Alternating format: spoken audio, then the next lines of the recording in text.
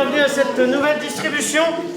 Je rappelle 2-3 choses pour les nouvelles personnes qui viendraient.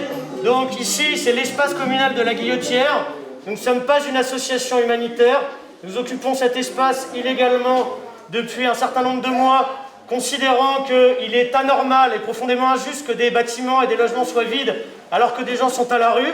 Je rappelle également que ici, c'est aussi un espace d'organisation politique, car nous considérons que les pouvoirs publics, depuis un bien trop grand nombre d'années, métropole et mairie, main dans la main, vendent le quartier aux promoteurs immobiliers pour exclure les catégories de la population les plus pauvres ou les plus précaires et les remplacer par des personnes plus aisées. La Guillotière est un quartier historiquement populaire et un quartier d'immigration. Nous souhaitons que cela le reste, et la seule manière pour que cela le reste, c'est de s'organiser collectivement et d'organiser la résistance. C'est la jour de distribution pour le soutien des habitants de Guillotière. Parce que ce lieu, c'est un lieu de politique, tu vois. On essaie juste de faire plaisir à tout le monde, d'arranger à tout le monde, pour essayer de mobiliser, tu vois, d'arranger les choses, quoi, comme tout le monde le dit. Du coup, là, la récup qu'on a, elle vient du Patio des Aînés. C'est une épicerie solidaire de la Guillotière, avec qui on s'est arrangé depuis l'époque de l'amphizète pour récupérer ce que eux donnent pas à leurs usagers. Donc eux, ça leur évite de jeter et nous, ça nous permet de distribuer. Donc on limite à la fois le gaspillage et puis en même temps on redistribue aux gens du quartier. Et du coup, merci le Patio des Aînés. Je suis en train de trier des yaourts qu'on a reçus avant qu'on commence à les redistribuer. Il y a un certain nombre de personnes avec qui on est en réseau et puis des fois nous-mêmes qui vont récupérer des invendus dans des boulangeries, dans des supermarchés, dans des épiceries et qui viennent les redéposer à l'espace communal de la Guillotière. Et du coup, 2 fois par semaine, le mercredi et le vendredi, on propose à tout le monde de venir filer un coup de main pour trier les invendus reçus à partir de 17h. Et pour les gens qui veulent juste venir se servir, d'arriver à 18h. L'espace communal de la Guillotière, en fait, c'est un lieu d'entraide et de solidarité sur le quartier. Et clairement, la question de la nourriture, elle est essentielle. Et il y a plein de gens qui, ici, n'arrivent pas à boucler les fins de mois et notamment ont du mal à se nourrir. Et du coup, ça nous paraît important de pouvoir aider les gens avec de la nourriture gratuite. Tu veux du pain aussi ou pas? Même pas de pain. Non, c'est sûr. Et vous, ça ouais, c'est ça.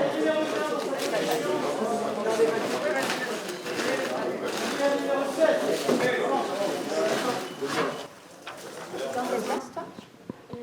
5e. En 5e? Vas-y, fais ça. Ça maîtrise déjà des apports basiques. Et toi, t'es en quelle classe? CM2. En CM2. D'abord, on va faire l'autre exercice, mais je te donnerai ça après, d'accord?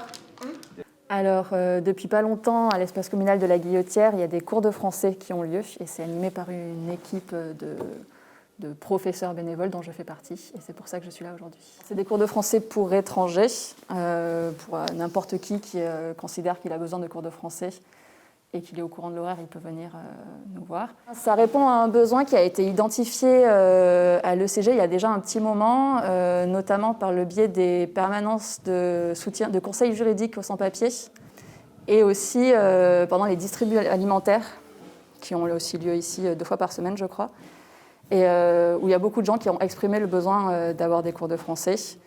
Et ça correspond en effet à un énorme manque à Lyon, mais en fait partout en France, de cours de français facilement accessibles et gratuits pour des personnes qui ont peu de ressources et qui sont en demande de cours de français. Quand on est en situation de précarité en France et qu'on ne parle pas français, on est encore plus précarisé, puisqu'on n'a pas les moyens de se défendre, que ce soit juridiquement, parce qu'on ne comprend pas ce qui se passe, on n'a pas les moyens de comprendre à quelles ressources on peut avoir accès. Et surtout, pour les personnes qui sont en France et qui sont sans papier, c'est encore pire parce qu'eux, ne parlant pas français et n'ayant pas un statut administratif reconnu, ils ne peuvent faire appel à aucune aide, que ce soit d'intégration sociale ou éventuellement pour le travail.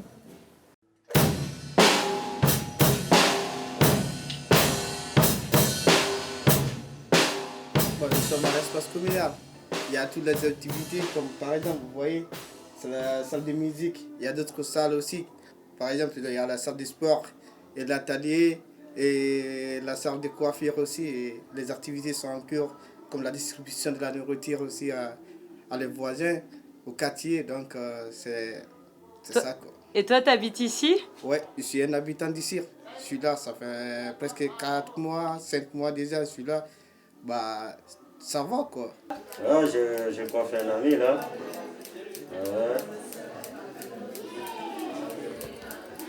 Ça va? Donc là, on est dans le salon de coiffure de l'espace communal. C'est combien la coupe? Ah, la coupe, c'est 5 €. Ok. Juste pour favoriser, voilà. Ici, vous êtes chez vous, bien sûr, à l'ECG, et voilà, c'est la vomatique. Ici, on a dit là, un truc de prix libre, mais la vérité, c'est très gratuit pour tout le monde, pour les gens des quartiers, les voisins, et tout le monde là, ils sont la bienvenue.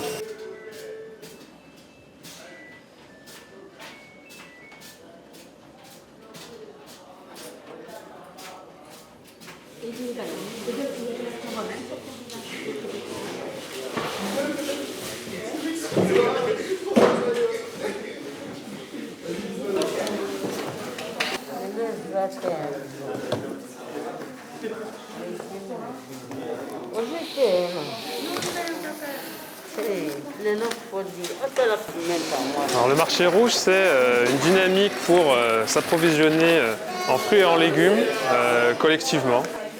Donc on a un camion, on va chercher au marché de Gros de Corba, qui est une grosse plateforme de redistribution, et où il va y avoir des fruits et des légumes à prix compétitif. Alors, le fait d'être en groupe, d'avoir une structure d'association, ça nous donne accès à ce lieu.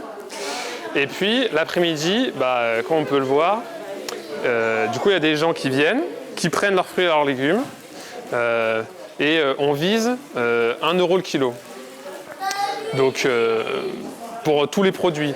Donc il va y en avoir, on ne fait pas la distinction entre les patates et les fraises, même si on n'a pas très souvent eu des fraises. Mais voilà, les gens, ils prennent leur petite barquette, ils prennent tout ce qu'ils veulent, on pèse à la fin et on dit c'est prix libre, on essaie d'être transparent sur la démarche et d'expliquer ce qu'on fait. Voilà, de dire combien ça a coûté, combien de kilos on a pris.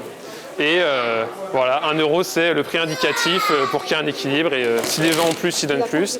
Et si les gens ont moins, ils donnent moins. On fait 3.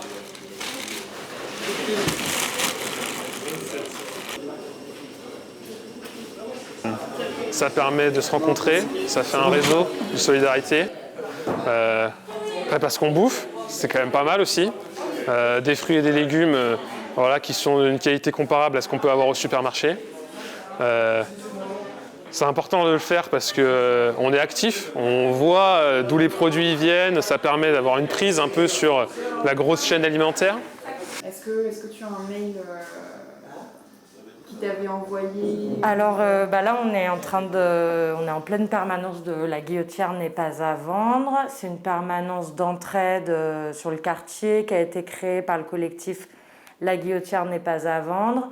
On fait de l'aide notamment sur les questions de logement, les gens qui ont des galères administratives, quelles qu'elles soient.